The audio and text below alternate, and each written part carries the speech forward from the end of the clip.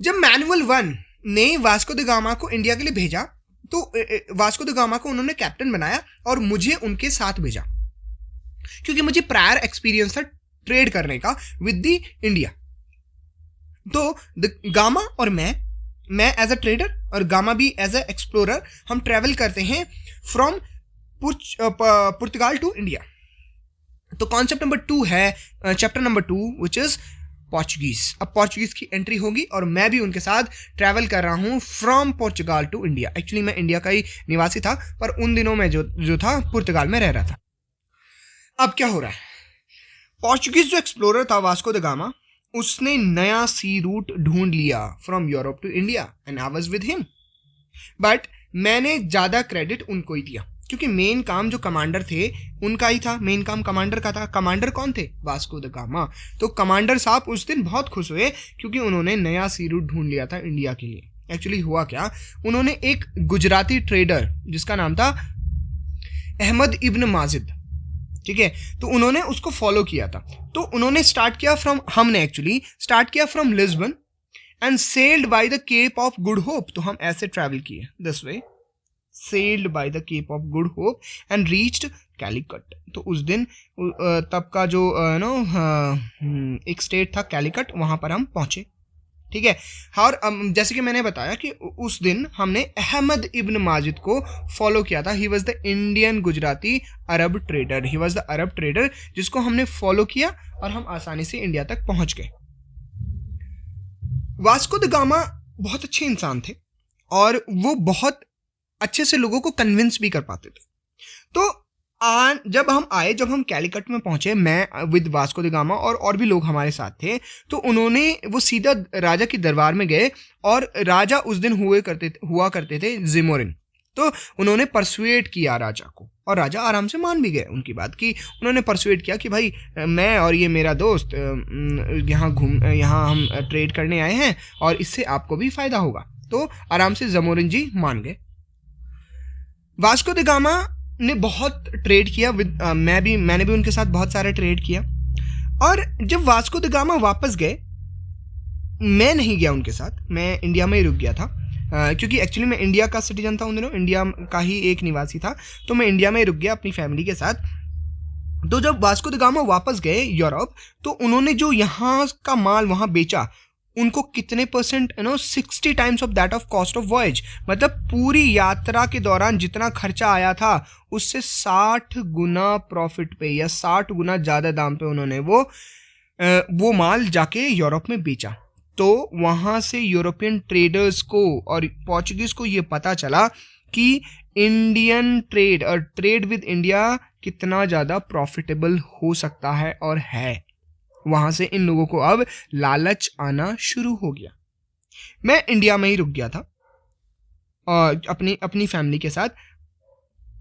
Actually मैंने जितना भी सामान इंडिया से ख़रीदा जो कि मुझे यूरोप में जाके बेचना था, मैंने वो सारा का सारा सामान मेरे दोस्त वास्को द गामा को दे दिया और उनको कहा कि आप मुझे थोड़े बहुत इसके पैसे दे दीजिए और आप जाके इसको यूरोप में जाके बेच दीजिएगा। तो उन्होंने किया और उन्होंने थोड़े बहुत मुझे पैसे दे दिए थे।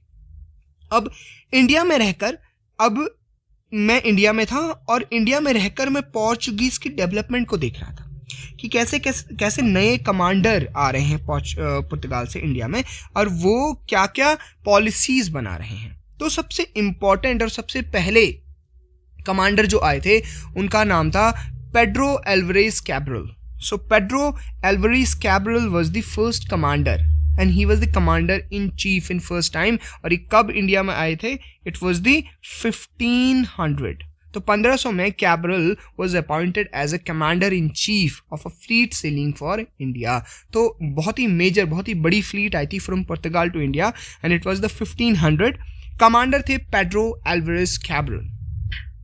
पेड्रो एल्वारेज कैब्रल जब आए तो मैंने आते उनको नमस्कार किया। दरअसल बात ये थी कि कैब्रल को वास्को द गामा ने बता रखा था कि वहाँ पे मेरा एक दोस्त है और मेरे बारे में उन्होंने बताया हुआ था। तो पेड्रो एल्वारेज कैब्रल सबसे पहले आके मुझे मिले और मैंने उनको सलाम किया, कहा कैब्रल भाई प्रणाम। तो आके वो मेरे से गले मिले आते ही, है ना।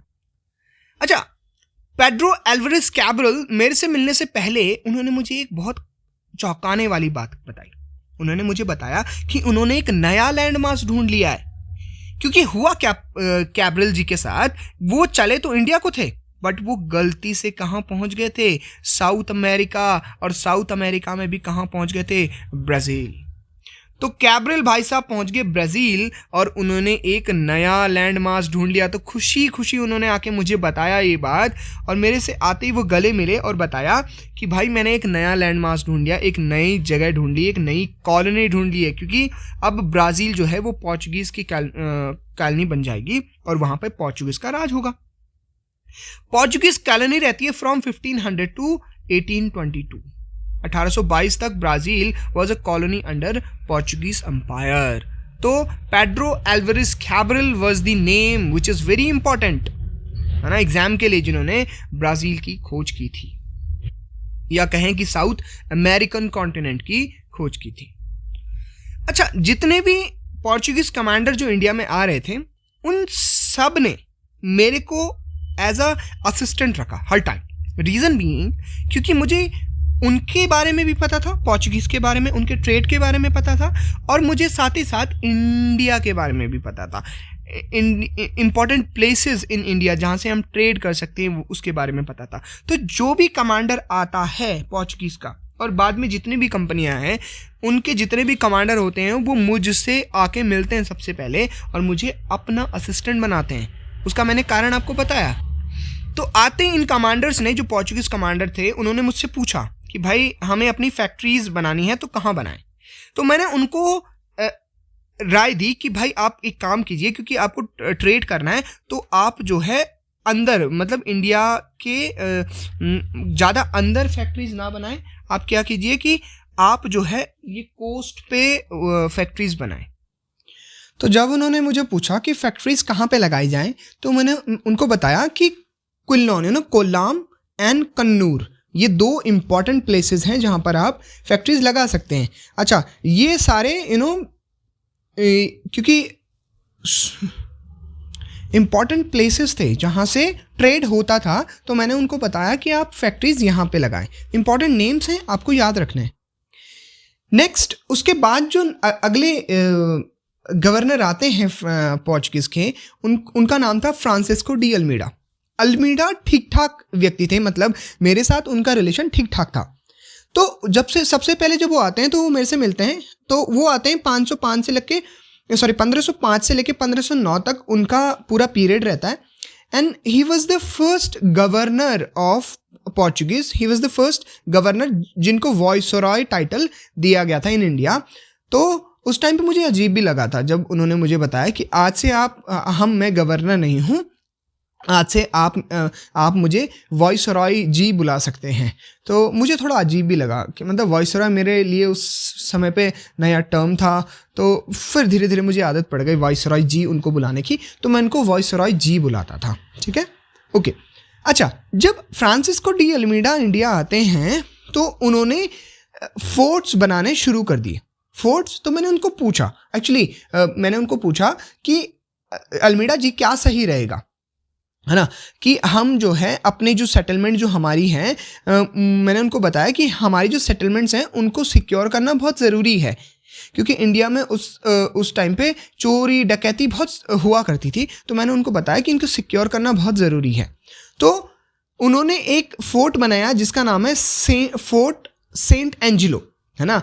तो मैंने उनको पूछा कि ये सेंट एंजिलो इसका नाम क्यों रखा, तो उन्होंने मुझे बताया कि सेंट एंजिलो उनको फॉलो किया करते थे। सेंट एंजिलो को फ्रांसिस्को डी अल्मीडा फॉलो किया करते थे, तो इसलिए उन्होंने इस फोर्ट का नाम उन संत के नाम पे, उस सेंट के नाम पे रखा। इसका नाम वो फोर्ट सेंट एंजिलो बोलते थे, पर मैं उनको इस फोर्ट को कन्नूर फोर्ट बोलता था क्योंकि केरला में था, और इसलिए इसको मैं जो है कन्नूर फोर्ट बोला करता था। ठीक है, 1505 में उन्होंने ये फोर्ट बनाया। अब क्योंकि मैं उनका सलाहकार हुआ करता था, मेरे से वो सजेशन लिया करते थे, तो उन्होंने मुझे पूछा कि बताओ भाई क्या किया जाए, हम सी में स्ट्रांग रहें या हम अंदर सेटलमेंट मेन लैंड के अंदर सेटलमेंट बनाएं, इंडिया की मेन लैंड के अंदर सेटलमेंट बनाएं। मैंने उनको सजेशन दिया कि आप एक काम कीजिए, क्योंकि अभी हमारा जो मेन काम है वो है ट्रेड करना, है ना। तो आप एक काम कीजिए, आप हम क्या करते हैं, हम सी में पावरफुल बनते हैं। सो आई टोल्ड हिम कि बेटर सेटलमेंट्स को बढ़ाने से बढ़िया ये है कि हम सी में पावरफुल बने, क्योंकि हमारा मेन काम था उस टाइम पे ट्रेड, और ट्रेड मेन काम की वजह से, क्योंकि उस टाइम पे लूट मार बहुत चलती थी ना, सी में लूट मार बहुत चलती थी। तो मैंने उनको एक सजेशन दिया कि हम जो है सी में पावरफुल बनते हैं। अल्मीडा जी के कार्यकाल के ख़त्म होने के बाद एक नए गवर्नर या वॉइसरॉय इनको कहा करते थे उन दिनों में, जिनका नाम था Afonso de Albuquerque. Afonso de Albuquerque important name है, please remember this name, Afonso de Albuquerque.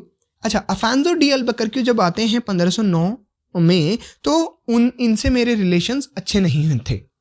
अच्छा, अच्छे रिलेशन इसलिए नहीं थे क्योंकि ये मेरे को बहुत अपोज किया करते थे। मेरी जो पॉलिसीज थी, जो मैं सजेशंस दिया करता था, ये उनको बहुत अपोज किया करते थे कि ये बंदा है, ये तो गलत ही बोल रहा होगा, क्योंकि इनको ये डाउट था कि मैं इनकी भलाई के लिए काम नहीं कर रहा हूँ, मैं इंडियन ट्रेडर्स के भले के लिए काम कर रहा हूँ। तो इन्होंने मुझे नकारना शुरू कर दिया, मेरे को अपोज करना शुरू कर दिया। तो ये फर्स्ट गवर्नर थे, it was the first governor Afonso de Albuquerque, जिन्होंने मुझे अपना सलाहकार नहीं बनाया। अब अफांजो डी अल्बकरक्यू का जो कार्यकाल था वो 1509 से लेकर 1515 तक रहता है, and he was the second Portuguese governor in India. तो सबसे पहले आते ही उन्होंने एक काम किया, उन्होंने जो ब्लू वाटर पॉलिसी थी, जो मेरे सजेशन पे फ्रांसिस्को डी अल्मीडा ने शुरू की थी, इन्होंने इसको कैंसिल कर दिया। तो Afonso de Albuquerque is important because he cancelled the blue water policy. He captured Goa in 1510। मैंने उनको मना भी किया था उस टाइम पे, बट नहीं, ये बहुत ज़िद्दी थे अपने काम में, मतलब ये किसी की नहीं सुना करते थे। तो उन्होंने क्या किया कि 1510 में उन्होंने गोवा को कैप्चर किया इन 1510 by defeating the king of Bijapur. तो बीजापुर के सुल्तान को उन्होंने हराया और गोवा को कैप्चर कर लिया and establish there base in Goa, जो कि कृष्ण देव राया उस टाइम पे किंग हुआ करते थे। इंपॉर्टेंट नेम है कृष्ण देव राया, जिनको कि हम मिडिवल इंडिया में पढ़ते हैं। विजयनगर जो सल्तनत थी, विजयनगर जो किंगडम था, उनके जो राजा थे कृष्ण देव राया, और बहुत ही इंपॉर्टेंट नेम है ये कृष्ण देव राया। ये भी बहुत अच्छे दोस्त हुआ करते थे मेरे, कृष्ण देव राया। कृष्ण देव राया ने उनको मदद की थी गोवा को कैप्चर करने में, और उन्होंने बीजापुर के सुल्तान को हराकर गोवा को कैप्चर किया। तो अफांजो डी अल्बकरक्यू की उस टाइम पे बहुत वाहवाही हुई थी, और उस टाइम पे मेरे को जो था झुकना पड़ा था अफांजो डी अल्बकरक्यू के सामने, क्योंकि इन्होंने बहुत it was a big achievement for them, क्योंकि उन्होंने गोवा को कैप्चर किया था, है ना, और एक इंडियन किंग को हरा करके कैप्चर किया था। वो अलग बात है कि इनकी जो मदद है, और बहुत ज़्यादा मदद जो है वो कृष्ण देव राया ने की थी, जो कि विजयनगर के किंग हुआ करते थे। अगले जो गवर्नर आते हैं वो थे नोनोडकुन्हा।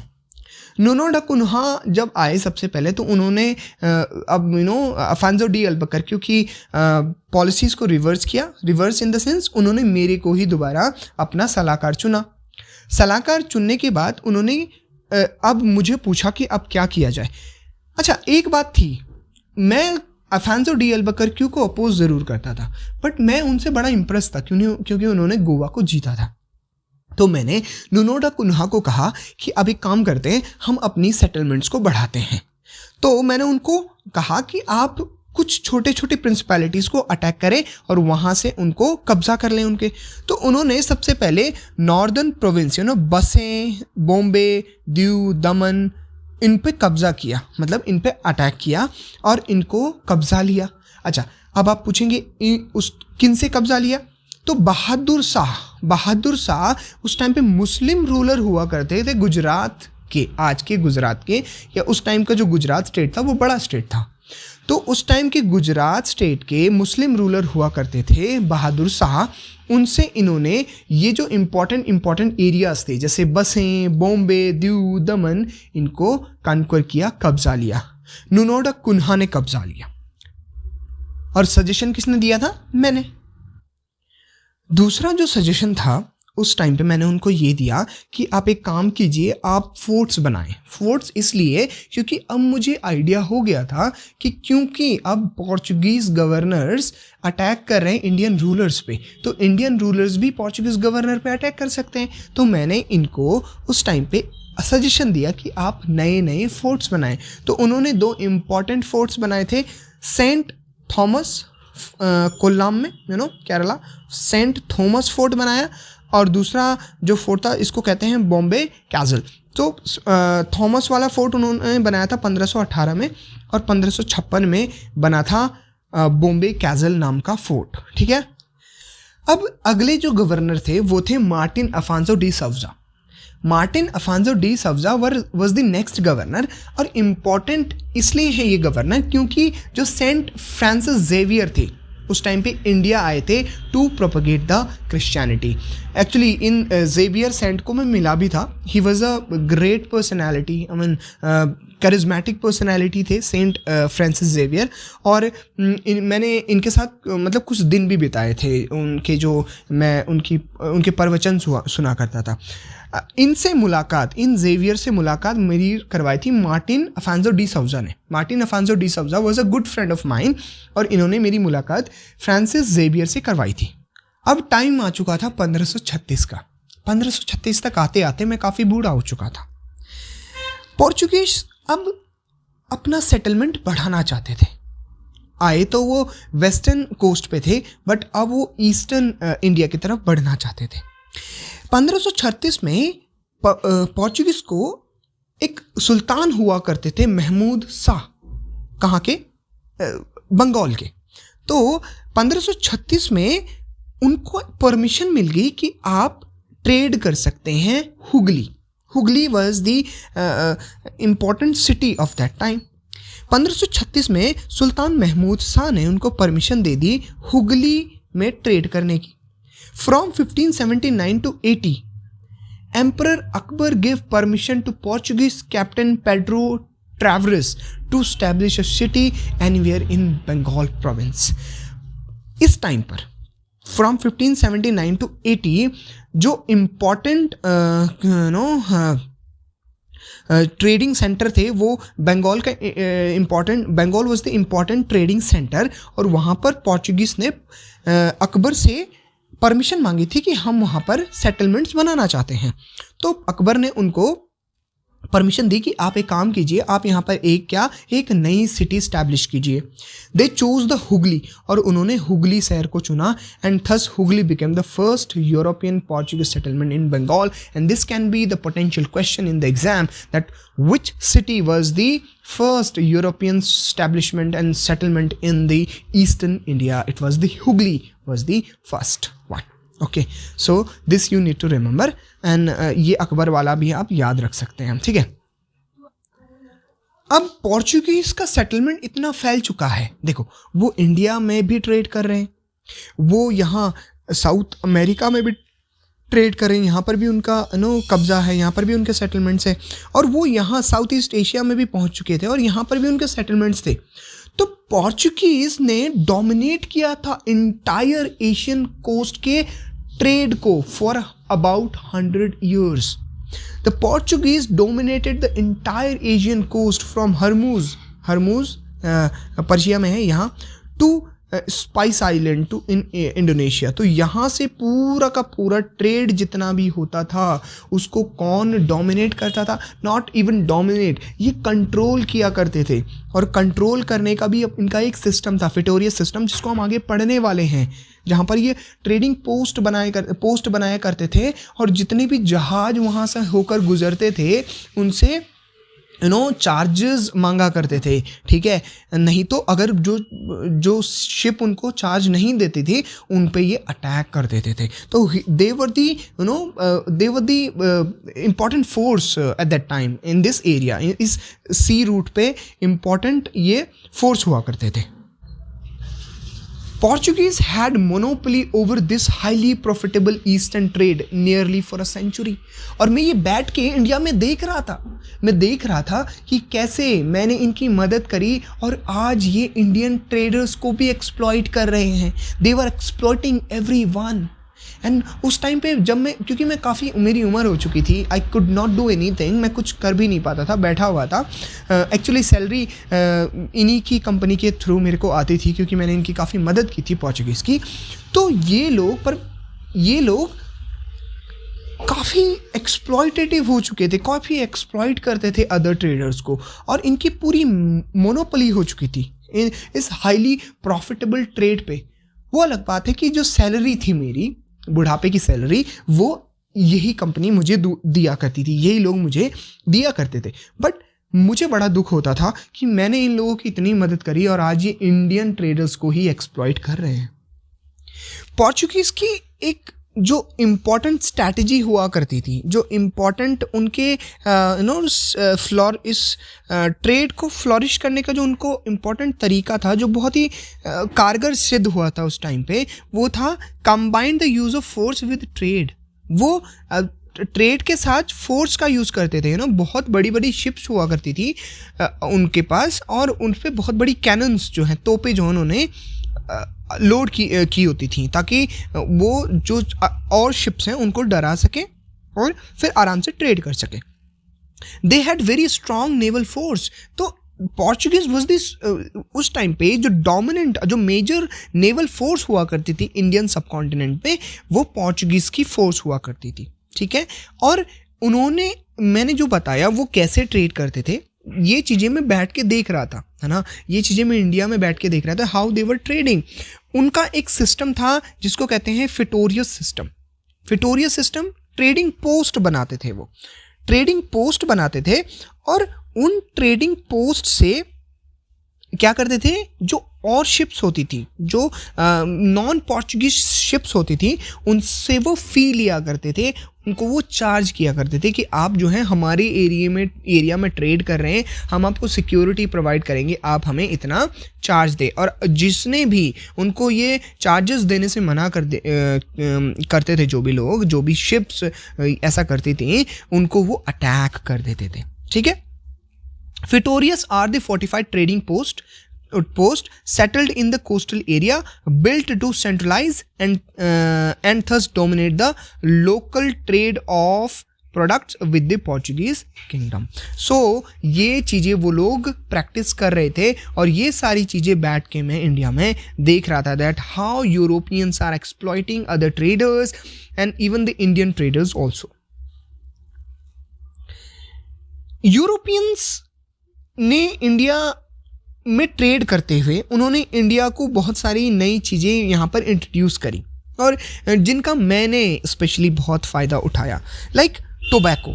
आई वाज द मैं उस टाइम पे टोबैको च्यू नहीं करता था शुरू में, बट हुआ ये कि जो मेरे दोस्त थे उन्होंने टोबैको च्यू करना शुरू कर दिया।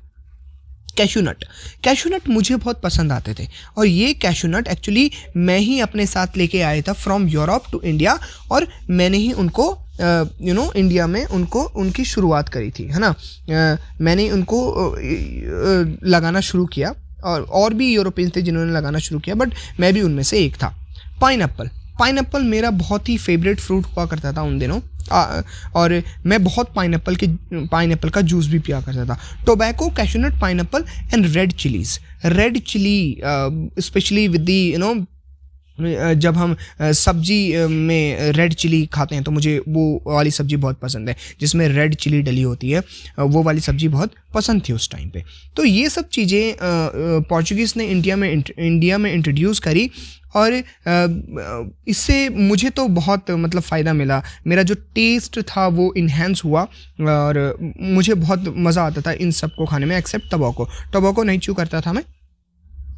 उन दोनों मेरा एक दोस्त हुआ करता था, और उसने मुझे बताया कि वो एक प्रिंटिंग प्रेस में काम करता है। अच्छा, प्रिंटिंग प्रेस मुझे नहीं पता था, तो मुझे उसने बताया कि ये प्रिंटिंग प्रेस एक्चुअली में पोर्चुगीज़ ने ही इंडिया में इस्टेब्लिश की है।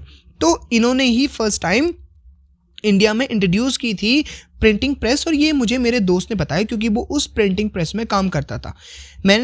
मुझे एक्चुअली इसके बारे में नहीं पता था, तो मैंने पूछा कि कैसे ये काम, मतलब क्या काम करती है। तो इसने बताया कि ये प्रिंट करती है, जो पेपर में लिखती है एक्चुअली, है ना। तो art of printing first entered India through Goa. Portuguese introduced 13 April 1556. Again, date is not important, but उस टाइम पे अच्छी बात ये लगी कि इन्होंने कुछ तो अच्छा किया मतलब इंडिया में. तो प्रिंटिंग प्रेस, जो कि आज बहुत ही इंपॉर्टेंट पार्ट है हमारी लाइफ का, प्रिंटिंग प्रेस जिसको हम पढ़ते हैं, न्यूज़ हम सुनते हैं, पोर्चुगीज़ ने उसको इंट्रोड्यूस किया था इंडिया में. देन आप पूछ सकते हैं कि इतना फ्लॉरिश करने के बावजूद, इतने सेटलमेंट्स बनाने के बावजूद पोर्चुगीज़ का डिक्लाइन क्यों हुआ? तो डिक्लाइन होने के बहुत सारे कारण थे और उस टाइम पे मैं ये काफ़ी बूढ़ा हो चुका था, मैं देख रहा था that Portuguese are now they are declining, their empire is declining. उसके बहुत इंपॉर्टेंट और बहुत जो मेजर रीजंस हैं मैंने यहाँ पर आपको बताने का ट्राई किया है. सबसे पहला रीज़न था कॉन्फ्लिक्ट विद डच. एक्चुअली क्या हुआ, यूरोपियंस ने जब सेटलमेंट्स बढ़ाने शुरू किए तो अदर यूरोपियन जो कंट्रीज़ थी उनको भी ये हुआ कि हमें भी ट्रेड करना चाहिए अब. तो उन्होंने भी यूरोप से ट्रेड करना, यूरोप से इंडिया आना शुरू कर दिया. उनमें से दूसरी जो इम्पोर्टेंट कंट्री थी, जो डच पीपल थे, जो इम्पोर्टेंट दूसरी इम्पोर्टेंट कंपनी थी डच पीपल, वो इंडिया आए और उन्होंने कुछ नहीं किया. उन्होंने सबसे पहले पोर्चुगीज़ को अटैक किया. तो जो भी पोर्चुगीज़ के पास था उन्होंने उस पर अटैक किया और उसको कब्जाना शुरू कर दिया. और ये चीज़ मैंने ही उन दिनों, पोर्चुगीज़ मेरे से भी सलाह लिया करते थे, तो मैंने उनको ये भी सलाह दी थी कि आप एक काम कीजिए, आप पोर्चुगीज़ के सेटलमेंट्स को अटैक कीजिए, क्योंकि इंडिया के और स्टेट्स पे अटैक करना खतरा हो सकता था, क्योंकि वो नई कंपनी थी और यहाँ पर जो किंग्स थे वो काफ़ी स्ट्रांग थे. यहाँ की जो यहाँ पे जितने भी स्टेट्स हुआ करते थे, जितने भी किंगडम्स हुआ करते थे, वो काफ़ी स्ट्रांग थे, उन पे अटैक करना फिजिबल नहीं था. तो मैंने कहा कि आप एक काम कीजिए, आप पोर्चुगीज़ को अटैक कीजिए. और डच ने इतनी बुरी तरीके से खदेड़ा उनको. मैं तो काफ़ी खुश हुआ था उस टाइम पे, बहुत खुश हुआ था मैं, क्योंकि पोर्चुगीज़ ने गलत किया था इंडियन ट्रेडर्स के साथ और उसका मुझे बहुत गुस्सा आता था उन पे. तो उन्होंने इन पोर्चुगीज़ पे अटैक करना शुरू किया और बहुत बुरी तरीके से खदेड़ा इनको. तो पहला मेजर रीज़न था conflict with Dutch. Second reason था फोकस्ड ऑन ब्राज़ील. मैंने आपको बताया कि एक इम्पॉर्टेंट गवर्नर जब वो इंडिया आ रहे थे तो वो रास्ता भटक गए और वो पहुंच गए ब्राज़ील में, साउथ अमेरिका में. तो इन्होंने क्या किया, अब इंडिया पे ना फोकस करते उन्होंने पूरा ब्राज़ील कब्जा लिया और ब्राज़ील पे फोकस किया. ये चीज़ मुझे उन दिनों बाद जब पता चली, जब मैं काफ़ी बूढ़ा हो चुका था, तो मुझे एक ट्रेडर ने, ये जो पोर्चुगीज़ ट्रेडर ही था, उसने मुझे बताया कि अब जो ज़्यादा ट्रेड है वो ब्राज़ील से करते हैं और पूरी ब्राज़ील बड़े एरिया पे उन्होंने वहाँ पर कब्जा कर लिया है. थर्ड जो इम्पॉर्टेंट रीज़न था इनके डिक्लाइन का, वो था वॉर विद स्पेन. एक्चुअली उस टाइम पे इनकी स्पेन के साथ वॉर शुरू हो गई थी. ये आपस में जो ये कंट्रीज़ थी लड़ रही थी for colonies. So third important reason was war with Spain. And important and next and final reason is defeat by Marathas. Actually इन्होंने मराठाज को अटैक कर दिया था और एक लड़ाई हुई थी, battle of Vasai. Important name it is, पूछा जा सकता है, स्टेट PCS में भी पूछ सकते हैं.